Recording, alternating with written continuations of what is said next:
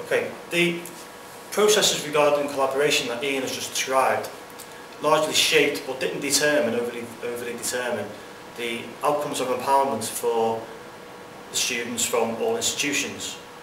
One of the main themes of empowerment across all institutions was the discovery and gaining more knowledge of new contexts or new environments that people had no previous knowledge of or very limited knowledge of prior to engagement with the project.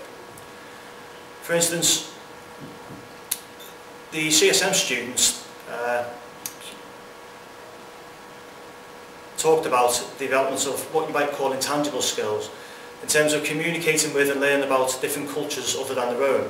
Now we said before that the CSM students themselves had, in each of the groups within CSM, had a very diverse sort of multicultural international flavour to their groups, but none with sort of any real experience of Africa, but in particular in Ghana.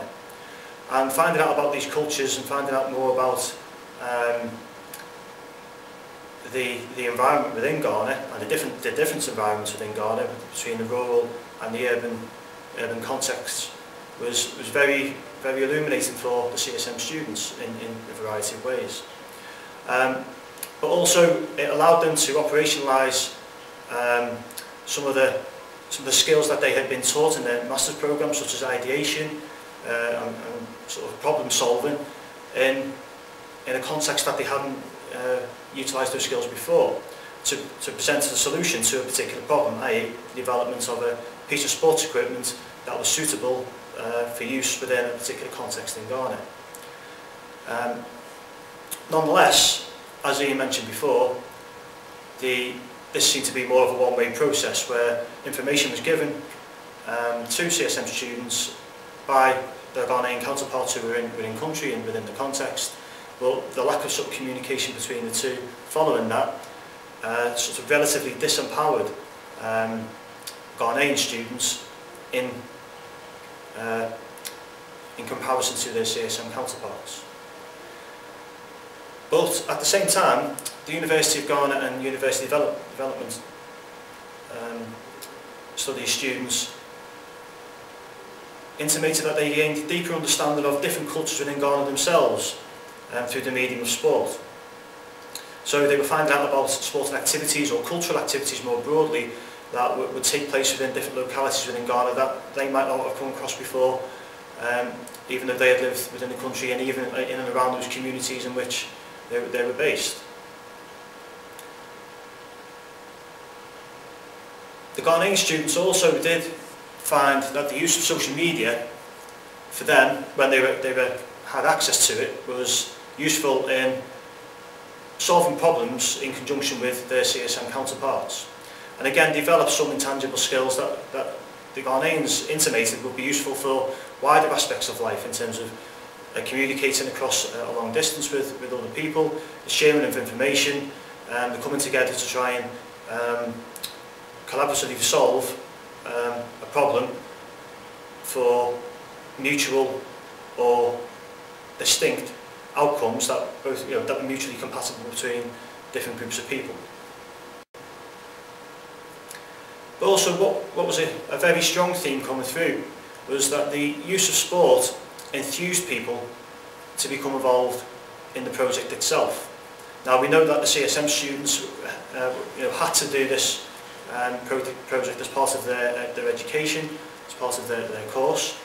But the largely voluntary status of the Ghanaian students conveyed that the use of sport enthused them, gave them motivation to become involved within the project itself. And again, being enthused is also another form of empowerment. So this form of empowerment, the use of sport, a lot of people within both Ghana and in particular CSM had not come across the use of sport at all as a development tool, particularly within an international context.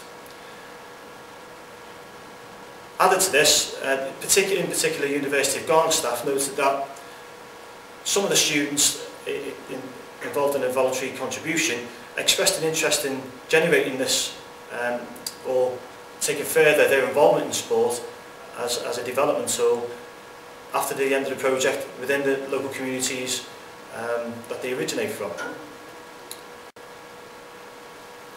In terms of developing new skills, as alluded to throughout the collaborative processes that Ian talked about before, there was a high level of uncertainty regarding the outcomes of the project and the processes involved in the project.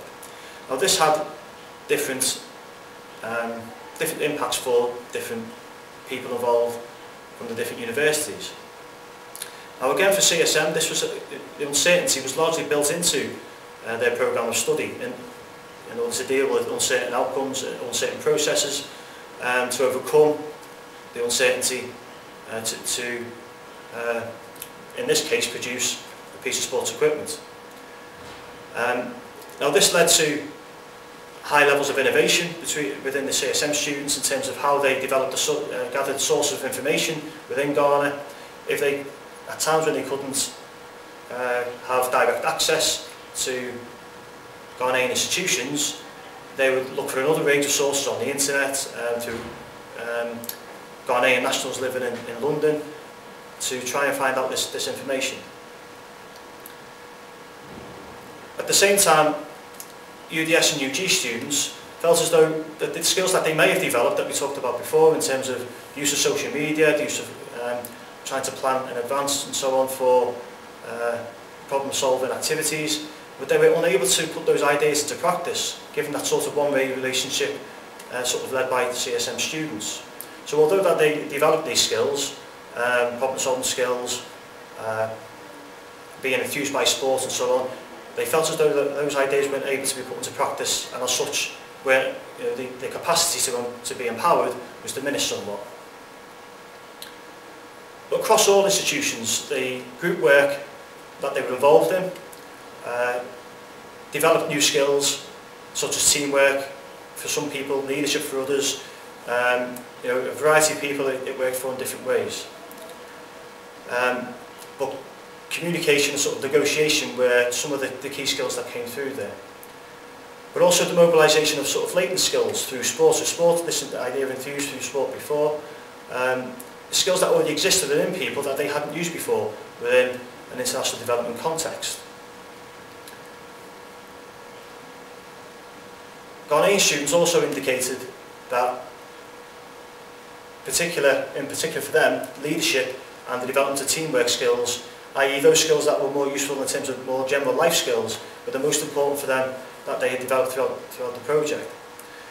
But the key thing to highlight here is that most of this empowerment in terms of the skills that were developed were through in-country involvement with people within their own peer group, rather than cross-country collaboration between the two institutions or the three institutions generally. We've now come to the concluding part of our presentation, and what we want to do here is particularly identify learning from the sports equipment project and from our evaluation for the future and other projects like it. We're very aware that the sports equipment project was probably one of the first of its kind, and as such there's almost inevitably some teething problems in projects like this, and that's why taking some learning from the project is so important and can be so valuable for future projects.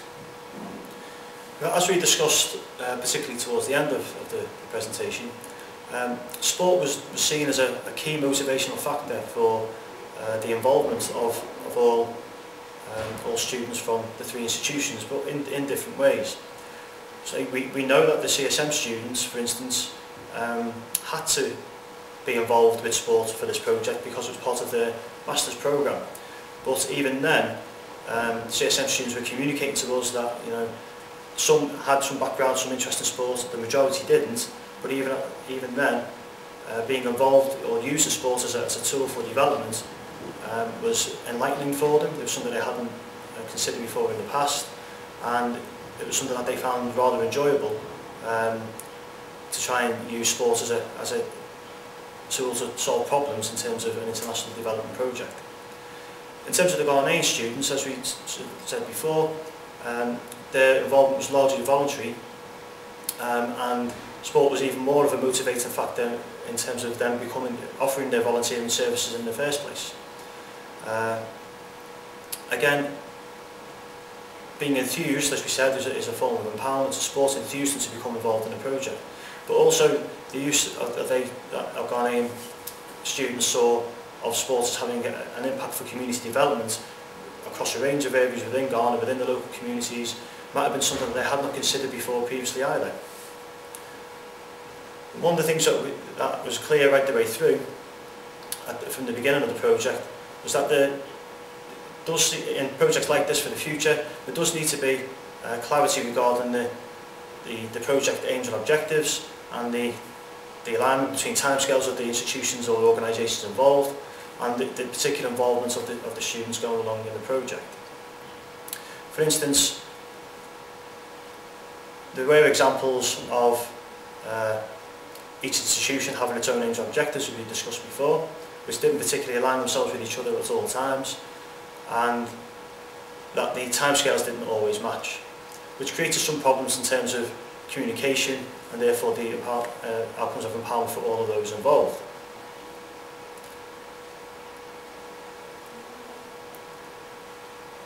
That leads on to the defining relationships between the institutions and the roles that the institutions play.